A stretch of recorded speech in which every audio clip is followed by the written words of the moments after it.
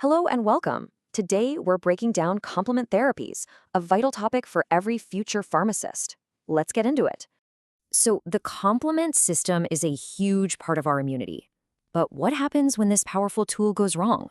Think of it as your immune system's first responder, but when it gets misdirected, it can cause some serious tissue damage. There are three different paths here, but they all funnel down to one single event activating a protein called C3.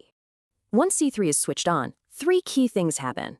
Threats get tagged, immune cells get called in, and some cells get destroyed. So, how do we intervene? Well, our first strategy is to block that final destructive step of the cascade. These drugs go right after the C5 protein. This stops that membrane attack complex, or MAC, from forming.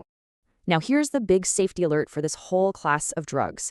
It seriously increases the risk of certain infections. So, where exactly are we using these powerful inhibitors? Let's look at the specific diseases where they're the goal. You'll see them used for everything from blood disorders like PNH to rare neurological conditions like GMG.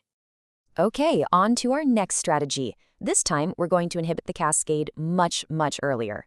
Agents like pegcetacoplan target C3, while sutalimumab is really specific for classical pathway diseases like CAD. A key pearl here. Targeting C3 means a broader infection risk, but it can control things C5 inhibitors miss.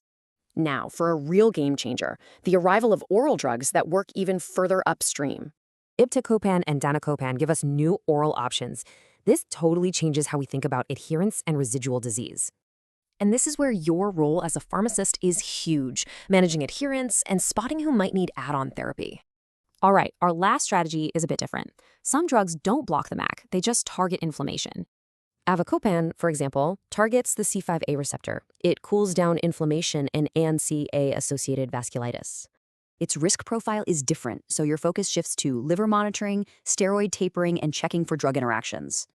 Okay, so what does this all mean for you in practice? Let's boil it down to a simple checklist.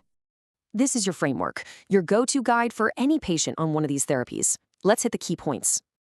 Before starting, you have to confirm biomarkers and get baseline labs. Then, you'll monitor their response and manage REMS programs. And you have to know these are extremely high-cost medications. That makes your documentation for authorization absolutely critical. And above all else, remember this: vaccination and patient education on infection risks are completely non-negotiable. These therapies are high cost and high risk, but also high reward. You're on the front line of managing them.